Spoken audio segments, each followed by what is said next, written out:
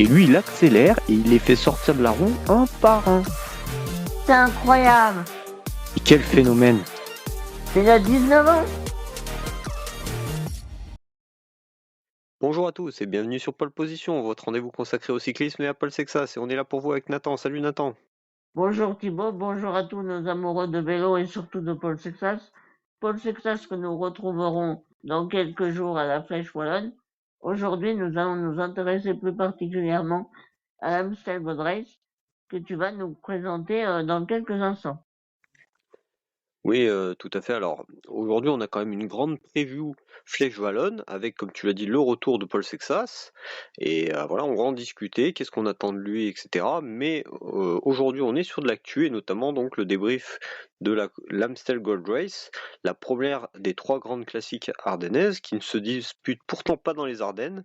C'est la seule grande classique néerlandaise organisée dans la région de Maastricht, au sud du pays, dans une zone presque enclavée entre la Belgique et l'Allemagne. Mais elle est classée parmi les classiques ardennaises en raison de son profil caractérisé par une succession de côtes courtes et raides qui jalonnent le parcours. Et je sais pas si tu sais, mais la course, elle doit son nom à la marque de bière Amstel, qui a sponsorisé et organisé les premières éditions. Voilà, un petit fun fact. Donc le Intéressant. résumé de la course.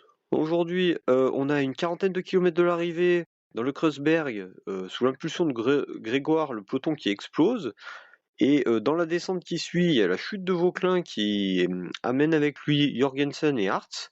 Et un trio composé d'Evenepoel, Skelmose et Grégoire se détache en profitant de cette chute et de l'explosion du peloton. Grégoire lâche par la suite à 20 km de l'arrivée et c'est au sprint que Remco et Evenepoel va battre le tenant du titre pour s'offrir sa première Amstel de sa carrière et sa plus belle victoire de la saison. Skelmose fait deuxième, Cosnefroy troisième. On notera côté français aussi les belles quatrième places de Grégoire et la neuvième de Costu, arrivés tous deux dans les groupes qui s'est joué la troisième Et place. la troisième place de Benoît Cosnefroy. Oui, tout à fait. Baudin fait 11e et Godon 13. Alors, toi, Nathan, ton sentiment là après cette course, est-ce que t'es plutôt conquis par la belle prestation de Remco et son beau sprint en costaud, ou t'as été étonné de pas le voir lâcher Skelmose dans le Cobert ou Alors, je voilà, suis dis-moi. assez mitigé sur Remco Evenepoel, mais sur la course au global, j'ai apprécié énormément ce que j'ai vu, car ça changeait d'un scénario Tadej Pogačar classique sur les monuments, même si l'année dernière il s'était fait reprendre par Remco Esquemoze. Là, j'ai envie de dire, on a presque pris les mêmes et on a recommencé, sauf qu'on a changé un protagoniste, en l'occurrence Tadej Pogačar, avec Romain Grégoire. Romain Grégoire qui malheureusement a, a succombé aux attaques de Remco Evenepoel, qui semblaient pas si tranchantes que ça. Donc j'étais un petit peu déçu de voir le français lâcher. Skelmose qui réitère sa belle performance de l'an dernier. Par contre, on peut noter qu'il a beaucoup plus travaillé avec le Belge, il a beaucoup plus collaboré que l'an dernier. Ça a peut-être été son erreur avec le recul. Et Remco Evenepoel, il n'a pas lâché Skelmose. Euh, et quand on a envie de le mettre avec les fantastiques Vingegaard et Pogacar, et maintenant Paul Sexas, ça peut poser question pour les prochaines Ardennaises. Je sais pas ce que tu en penses, toi. Bah ouais, bah c'est un peu ce que je te demandais, hein. Moi, je suis d'accord que je m'attendais à le voir lâcher Skelmose. Bon, Skelmose, ça va commencer à devenir sa course fétiche, hein, parce que voilà, il gagne l'année dernière, là il fait deuxième. Voilà, on n'a pas l'habitude non plus de voir un grand Skelmose tout le reste de l'année. On a plutôt l'habitude de le voir placé, mais pas aussi haut, quoi. Enfin, voilà, hein. Disons que Remco nous a rassurés dans ses qualités de sprint et de gestion de son effort. Ça, il n'y a pas de souci. Mais j'ai pas eu le sentiment qu'il aurait pu aller beaucoup plus loin. Peut-être il en a gardé et s'il fait la flèche, il va nous montrer ça et peut-être il va gagner la flèche en solitaire. mais j'ai pas l'impression qu'il était si facile que ça. Ouais, ben, ouais, moi aussi. Franchement, je suis un. Alors, euh, c'est bien pour nos amis belges, hein, ça fait le deuxième dimanche de suite qu'ils en prennent plein les yeux, mais je suis pas sûr que la semaine prochaine ça soit pour eux, hein. Parce que là, moi, il m'a un peu inquiété. Enfin, dans le sens où moi, je m'attendais à le voir finir tout seul en début de course. C'est un peu l'archi favori. Le profil correspond. Un grand Remco, il part tout seul, voilà. Et là, Tout à fait. on a eu On est du beau peut-être trop Remco. habitué au scénario Tadej Pogacar maintenant. Oui, mais bon, Remco, là, excuse-moi, dans le groupe de 3, il y a pas de souci normalement pour qu'il parte tout seul et qu'il finisse tout seul, hein. Ah Derrière, oui, tout à fait. Grégoire Esquelmoseux, c'est pas le même, c'est pas les mêmes talents, hein. Enfin, avec tout le respect qu'on a pour eux. Euh, voilà, Remco, il est capable de tout seul faire la diff, un grand Remco en tout cas. Maintenant, voilà, il a fait un beau sprint, un sprint de costaud, il a gagné sans souci. Et voilà, si un Paul Sexas, s'il veut finir devant Renko, il va falloir qu'il le lâche à Liège. Par contre, hein, ça c'est, enfin, c'est un peu ce qu'il en ressent, hein. Enfin, voilà, c'est mon impression en tout cas aujourd'hui. Je sais pas ce que t'en Oui, penses toi. tout à fait. C'est le principal problème de Paul Sexas actuellement. Le seul petit paramètre qui pourrait lui faire défaut, c'est qu'au sprint, que ce soit contre Pogacar ou Remco Evenepoel, il a beaucoup moins de chances de s'imposer et beaucoup moins d'expérience aussi de finale au sprint après plus de 250 km, alors que les deux autres ont l'habitude, se sont déjà fait avoir et donc savent ce qu'il ne faut pas faire dans ce genre de finale. Alors après, moi je suis pas en train de dire par contre qu'il faut que ça s'il travaille son sprint, parce qu'au contraire ça va lui faire perdre ses capacités d'endurance, ses aptitudes en montagne, etc. Donc voilà, de toute Pas façon il va le travailler, savoir mieux que mais il nous. va en faire de plus en plus, il va acquérir de l'expérience et puis ça se fera naturellement. Oui, mais je pense aussi que Evenepoel ou Pogacar qui n'avaient pas forcément ces aptitudes en début de carrière, les ont travaillées pour gagner des courses au final, parce que quand t'es placé c'est bien. Voilà. Après, au bout d'un moment, il faut conclure. Et Paul Sexas, il n'est pas à ce même niveau dans sa carrière. Il a besoin déjà de finir les courses, d'être placé. Et peut-être qu'un jour, il les lâchera sans avoir besoin d'avoir une bonne pointe de vitesse. Et voilà, enfin bon, c'est lui qui va gérer, mais à mon avis, il n'y a pas forcément besoin, en tout cas, de travailler cette partie dans un premier temps. Et, voilà, l'idée c'est de les tenir le plus longtemps possible. Déjà, s'il arrive à Liège dans la roue de Pogacar et Remco, on sera content. Enfin, moi je serais content. Ah Je sais oui, pas ce tout que à t'en fait. penses. Côté français, on a les Français bien placés. On a cité Cosnefroy 3e, Grégoire 4, Costiu aussi, qui est là, Baudin 11. On a Godon 13e qui aurait pu faire mieux. Bah oui, tout à fait. Il a crevé malheureusement à deux reprises.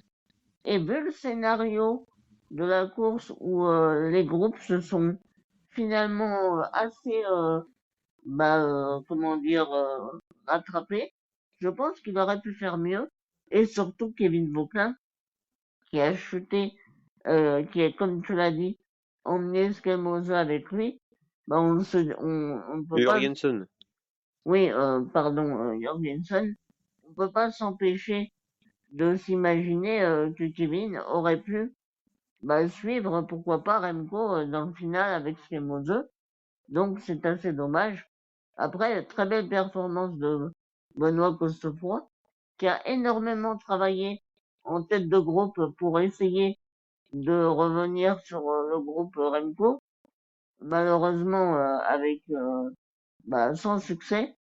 Mais bon, ça montre sa détermination à, à porter le maillot de leader de l'équipe UAE, car l'équipe UAE a été très affaiblie. C'est la première fois qu'on voit sur une grande classique World Tour une équipe au UAE aussi faible, je trouve. Un Tim Wallens qui n'est vraiment que l'ombre de lui-même en ce retour de convalescence. Donc c'était sa chance. Il l'a saisi et j'ai trouvé ça très bien. Alex Baudin, alors je pense qu'il est à sa place. Et Ewen Kostiuk qui a fait un très bon travail pour Romain Grégoire et qui a même pu se placer dans le top 10. Donc c'est parfait pour la Groupama FDG. Je pense que on ne pouvait pas espérer beaucoup mieux. Ouais, alors après, par contre, moi j'ai été un peu surpris du sprint. Je sais pas pourquoi. Alors, il a été lancé de loin. C'est qui? C'est Frigo qui lance de C'est loin? Marco Frigo qui était d'ailleurs dans l'échappée matinale, qui s'est accroché après avec le groupe Romain Grégoire, donc il devait avoir des jambes de feu. Je pense qu'il a dû regretter de se mettre dans l'échappée matinale finalement. Mais tu vois, il lance de loin, ok. Costu prend la roue, mais après Grégoire, il est en queue de groupe. Et tu te demandes. Alors, je pense qu'il voulait garder la roue de Cosnefroy peut-être, mais il méritait d'être mieux placé là. T'as un équipier. Je sais pas ce qu'il Je fait. Le pense groupe, il avait peut-être plus les jambes. Hein. c'était un groupe de 8.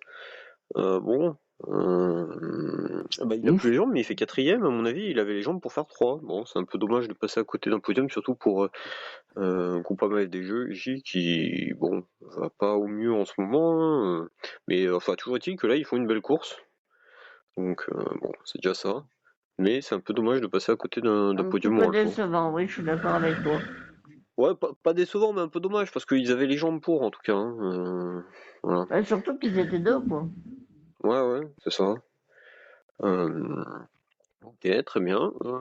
Il y a autre chose qui t'a marqué dans cette course? La performance des Français, comme on l'a dit, plutôt homogène. Après, Skemono, honnêtement, je m'attendais pas à ce qu'il réitère son, son exploit de l'an dernier, car au Pays Basque, on l'a vu abandonner sur la dernière étape, et honnêtement, je pensais pas qu'il allait faire quoi que ce soit aujourd'hui. Alors j'étais vraiment surpris de le voir dans la roue de Remco Evenepoel et surtout de ne lâcher à aucun moment, même si j'ai trouvé le Belge assez tendre avec le Danois. Mais je trouve que c'est assez encourageant pour lui et peut-être qu'il pourra remettre ça, pourquoi pas, sur la Flèche ou Liège.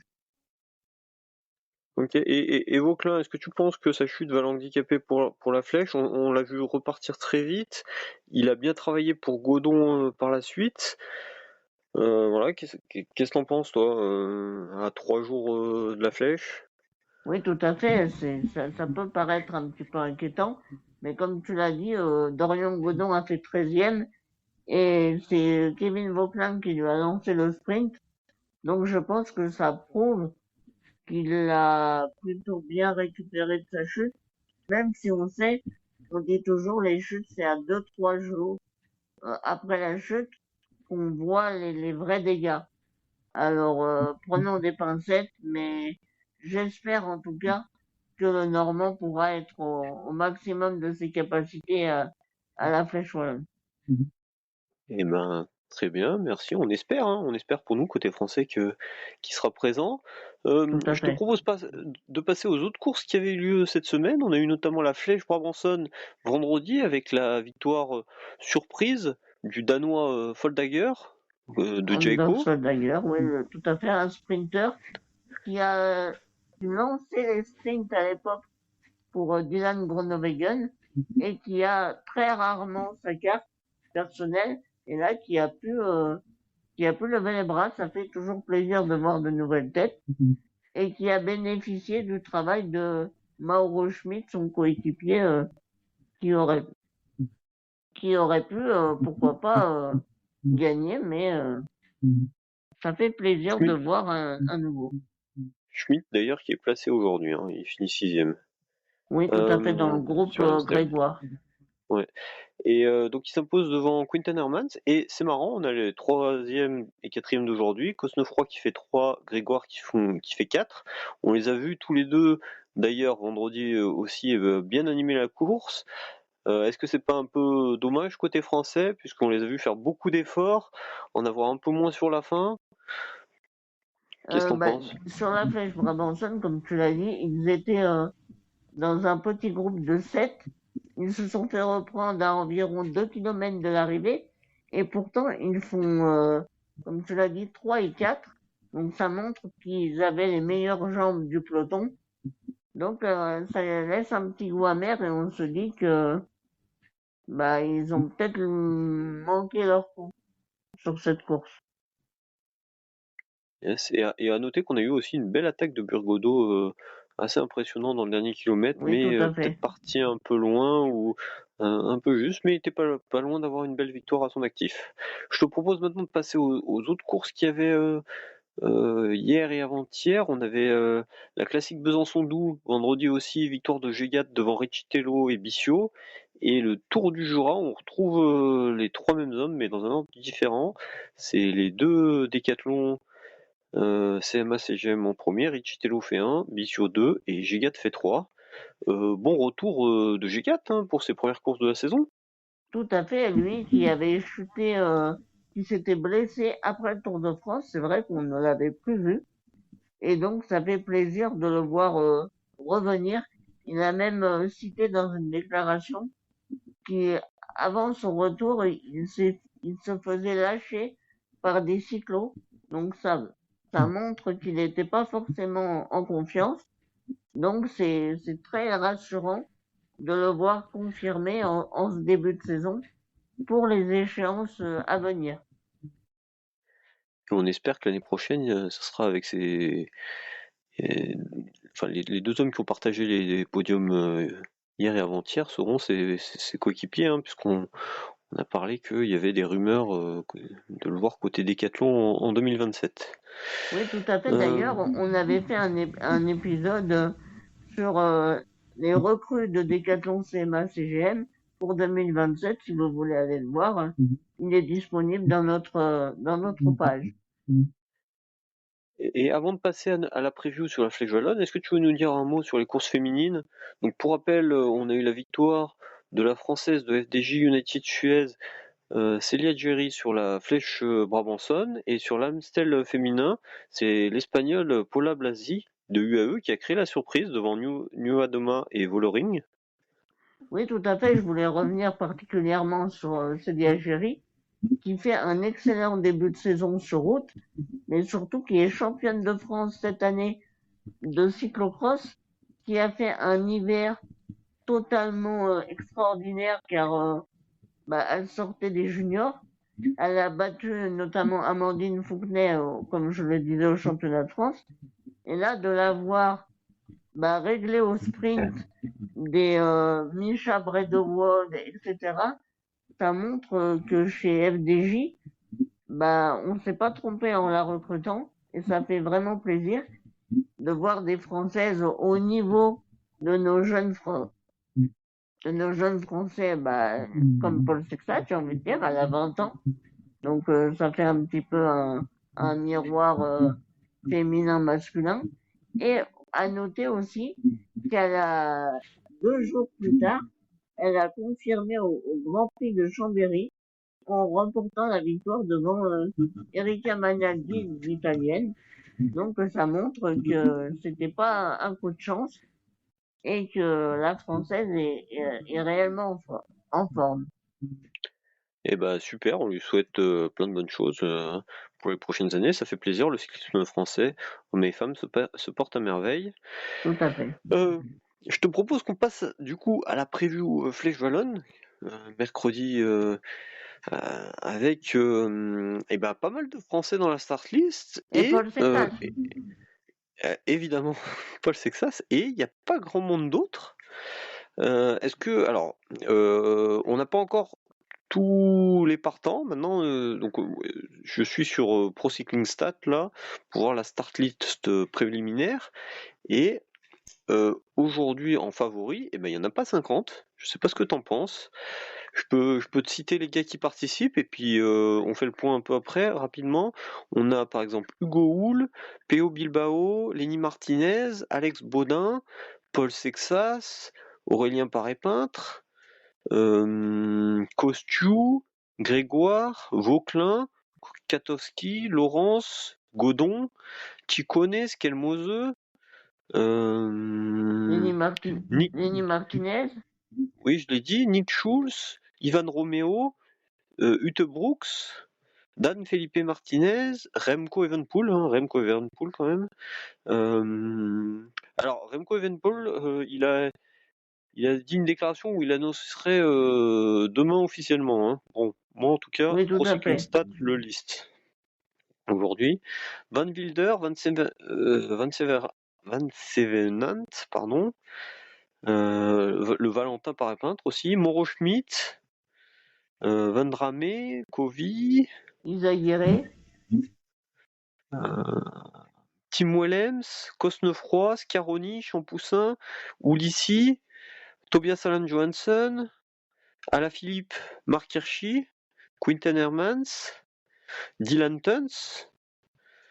Voilà pour les principaux. J'ai fait une liste. Tu as fait le tour. Hein. Ouais, j'ai fait une liste un peu élargie parce que tu vois, bon, difficile à dire qui va s'imposer mercredi. Bah, difficile, oui et non. Moi, je pense que le gagnant se tient en 5 noms, allez, même 4, je dirais. Moi, je pense que ce sera soit Lenny Martinez, Kevin Vauclin, Remco s'il vient, ou Paul Sexas. Après, les autres noms que tu as cités, c'est des coureurs, des prétendants au top 10 pour moi. Des coureurs très, très bons, mais homogènes. Il n'y a pas de grands fantastiques finalement. Donc pour moi, ce sera de grands fantastiques ou d'experts de la Flèche Wallonne. Lenny Martinez et Kevin Vauclin, c'est des coureurs qui ont un profil taillé pour la Flèche Wallonne. Et Remco et Paul Sexas, eux, c'est des coureurs avec un moteur exceptionnel, même si le parcours ne leur est pas forcément favorable, on les met quand même grands favoris. Ouais, moi celui qui m'a un peu impressionné, oui, qui est un peu une bonne surprise de ce début de saison, c'est Kevin Vauclin avec sa nouvelle équipe. J'ai trouvé qu'il était bien costaud, il confirmait bien. J'ai l'impression qu'il a encore progressé par rapport à l'année dernière. Et la Flèche Wallonne, c'est un peu son terrain de jeu. Hein. Il a fait 2 fois deuxième, si je dis pas de bêtises. Oui, tout à fait. Donc, Deuxième derrière Pogacar l'an dernier. ouais, donc tout était réuni pour que ça soit son année là, aujourd'hui, enfin mercredi. Après, à voir avec cette chute, comment il va récupérer, si ça va pas trop l'embêter. Mais ouais, moi je vois bien Kevin Vauclin. Oui, tout à fait. Et après, ouais, derrière, j'ai un peu de mal à dire qui sera là. Moi, mon podium, ce serait Kevin Vauclin, Paul Sexas et mon favori pour moi, si je devais en sortir un, ce serait Lenny Martinez. Car il fait un début de saison extraordinaire. Il a gagné une étape à Paris-Nice devant Jonas Vingegaard et on sait sa capacité à être lucide dans des finales un petit peu tendues. On sait qu'il ne mettra pas le coup de pédale de trop et qu'il saura être le plus malin s'il devait y avoir un sprint à l'arrivée. Donc je pense que Lenny Martinez pourrait tirer son épingle du jeu s'il devait y avoir sprint en petit comité. On verra ça, mais justement avec ces noms qu'on donne là, est-ce que on est sûr que le peloton arrive groupé au pied du mur de 8? Parce que qui va cadenasser la course? Alors, Ineos, toi tu me parles de Bahreïn peut-être? Est-ce Disons que que Bahreïn, ils n'ont Decathlon, pas forcément les cartes pour. est-ce que Decathlon par exemple ou Labora vont avoir, donc de Sexas et de Remco, vont avoir intérêt à une course cadenassée? Et sachant que bah, si c'est les deux équipes les plus costauds, bon, voilà, ça peut poser problème pour tout le monde, non? Disons on a du mal à faire un scénario clair. Il y a tellement de possibilités, mais la grande question c'est est-ce que Remco et Paul Success, comme tu l'as dit, vont anticiper en fait? Est-ce qu'ils vont partir à 80 km de l'arrivée ou à 30 km dans l'avant-dernier passage ou tout simplement dans les 5 derniers kilomètres? On a du mal à faire un scénario limpide. Bah, Remco, il peut pas gagner en étant au pied du mur de 8. Il l'a jamais montré, il nous a jamais montré qu'il était proche. Et Sexas, pour moi, mais j'espère me tromper, hein, mais aujourd'hui, je le dis avec ce qu'on a pu voir jusqu'à maintenant, hein, rien ne me permet de penser que à la Flèche Wallonne, il peut gagner en étant au pied du mur de 8 avec tout le monde. Maintenant, C'est un voilà, peu ce qu'il j'espère me nous a tromper, moi dit. je demande que ça, hein. Si on a fait le podcast aussi, c'est parce qu'on demande que ça, à ce qui nous surprenne, à ce qui. Mais aujourd'hui, en tout cas, voilà, je le crois, je le vois pas comme ça. Donc pour moi, les deux coureurs là, ils vont avoir intérêt à monter les précédents passages du mur de 8, hein. Je peux te dire, hein, il y en a un à 75 km de l'arrivée environ, et un autre à 30 bornes de l'arrivée. Mm. Donc, ils ont en tout cas intérêt à ce que ces deux passages-là, ils se montent presque, alors pas à fond, hein, pas qu'ils arrivent à 30 bornes de l'arrivée, à deux en haut, c'est que ça c'est Remco, et encore, peut-être. Mais en tout cas, ils ont intérêt que il reste que 10 personnes, quitte à ce que ça se regroupe derrière, mais qu'en tout cas, les favoris aient déjà fait des efforts. Moi ce qui m'avait impressionné à Strade Bianche, par exemple, c'est les capacités de Sexas à reproduire les efforts de haute intensité comme ça, là où certains peuvent le faire qu'une fois par course. Lui, il a été capable de le faire une première fois quand il se fait lâcher par Pogacar, la deuxième fois quand il part avec Del Toro, la troisième fois quand il lâche Del Toro, et sans sourciller quoi. Donc s'ils arrivent à monter ces murs de 8 là, à une allure hyper soutenue, qui quitte à derrière lâcher, attendre que ça se regroupe, et ben ça peut peut-être être la clé. Voilà. Je sais pas Bah, toi ce que t'en penses. comme tu l'as dit, Paul Success nous avait confié après l'Estrade Bianche qu'il avait plus de mal dans les efforts explosifs. Et c'est totalement la flèche wallonne en fait. Le mur de 8, c'est un effort plus qu'explosif. C'est très court. C'est une ascension de 1 km 7, je crois. Donc ça ne laisse pas de place à Alors la... ouais, c'est 1 km 4 à 9%. Moi je suis allé la voir une fois.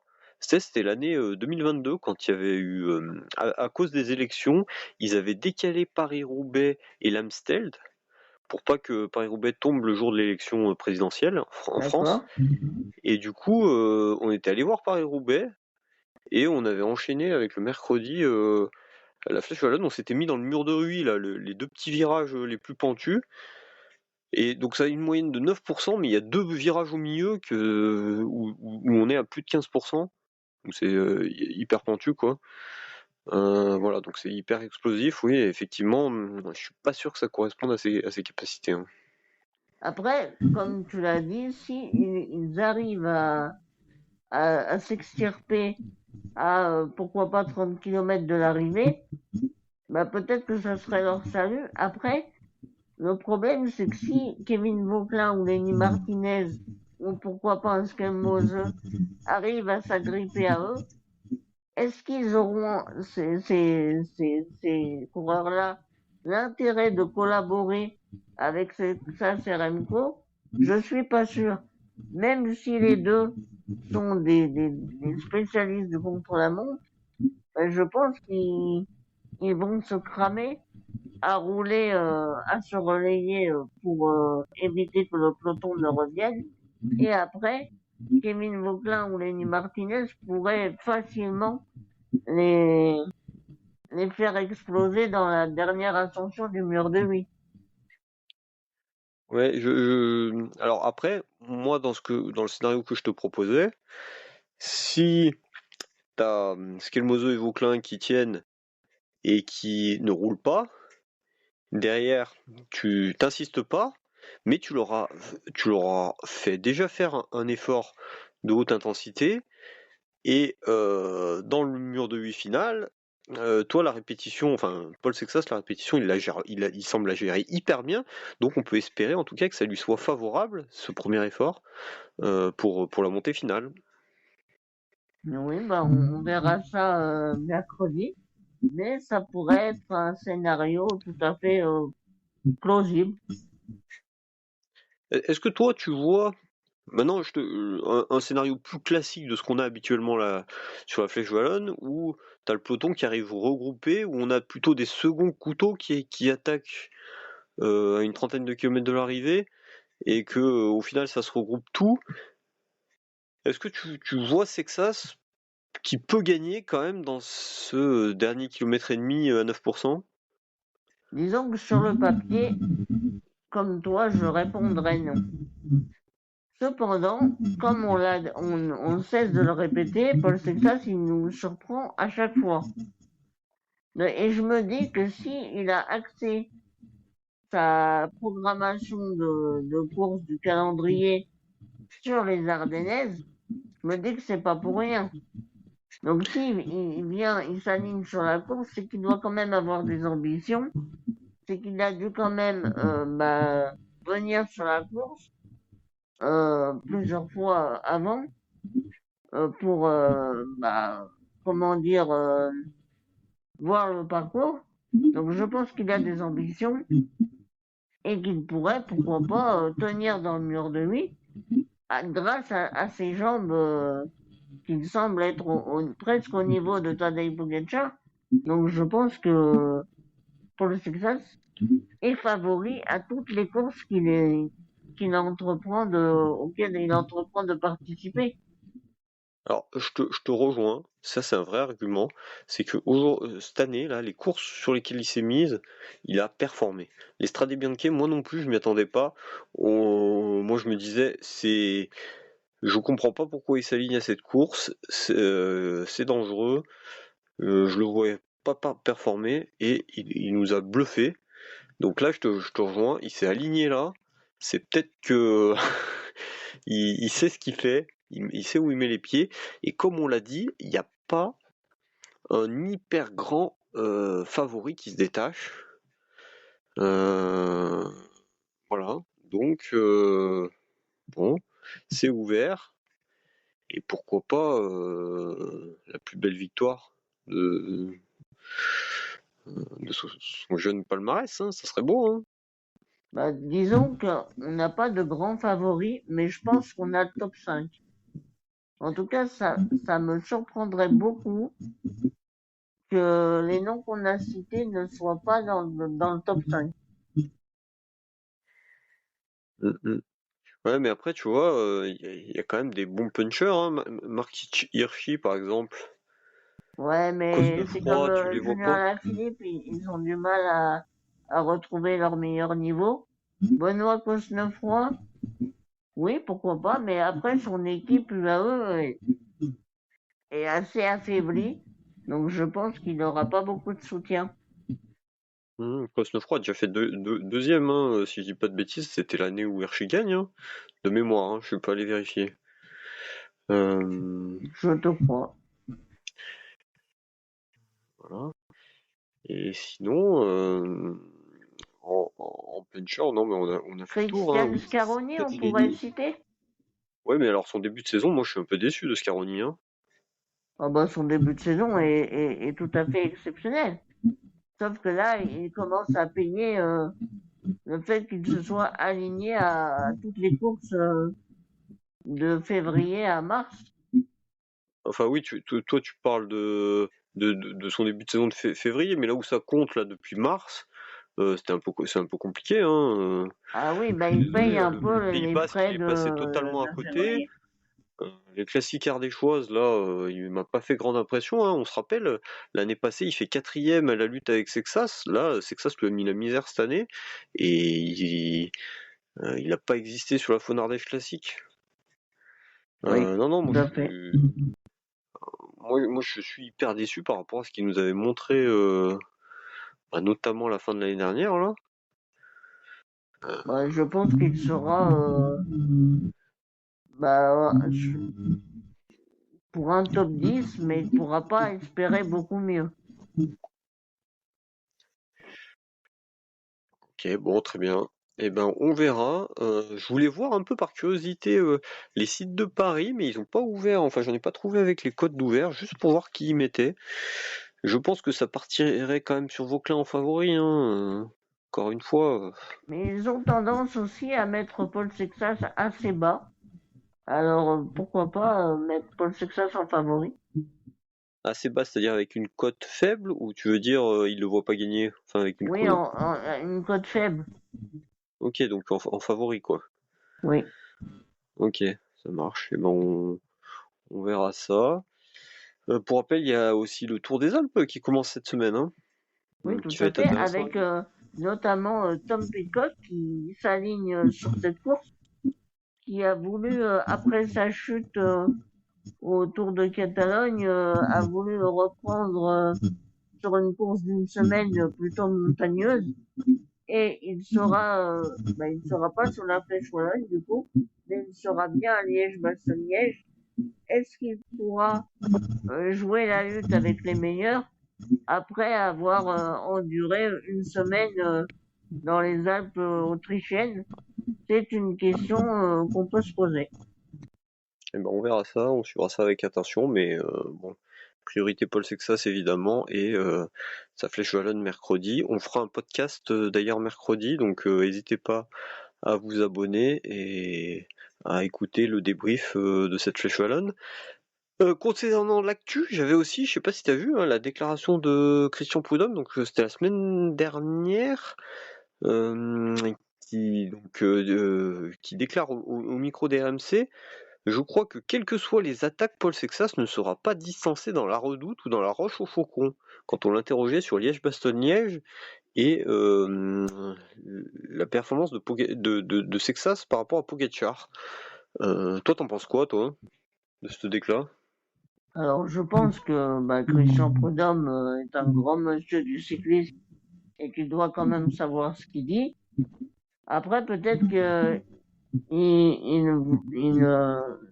sert son propre intérêt en se disant que lui il le verrait bien sur le Tour de France et qu'en brossant un petit peu dans le sens du poil, peut-être que ça inciterait Decathlon à l'aligner sur le Tour de France.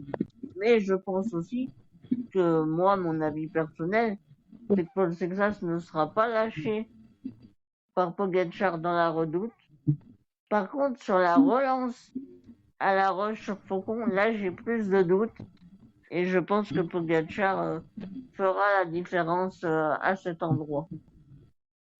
D'accord, ouais. Bon, écoute, on verra. Moi, en tout cas, je suis de ton avis dans le sens où, moi, j'ai un peu du mal à voir Paul Sexas ne pas se faire lâcher par Pogacar pour le moment. Mais c'est sûr que depuis l'Estrade Bianche, Sexas a encore progressé, hein. Euh, On a envie d'y croire. et on a envie d'y croire, on va le suivre avec attention, mais aujourd'hui c'est un peu prématuré de penser qu'il va pas le lâcher. Moi je pense que, tu vois, Prudhomme il est directeur du cyclisme côté ASO, et l'ASO c'est aussi les organisateurs de Liège-Bastogne-Liège, donc il a tout intérêt à ce que nous Français, toute la France regarde Liège-Bastogne-Liège, donc nous on Oui, regardera, c'est c'est un sûr, peu un mais commercial. voilà, il vend son produit déjà cette semaine avant de nous vendre le Tour de France au mois de juillet. Tout à fait. Et Donc voilà, je suis un peu surpris par sa déclat, mais bon, en même temps, voilà, hein, on va pas s'interdire de rêver non plus, hein. Moi, je demande que ça. Ça Oui, marche. tout à fait. Très bien. Eh ben, je te remercie. On a fini. Comme je disais, on se retrouve mercredi pour le débrief de la Flèche Wallonne. Et n'hésitez pas à vous abonner, à liker cet épisode. Et on se retrouve très vite. Et allez, Paul, on Vous est êtes dans dans ta ta roue. roue.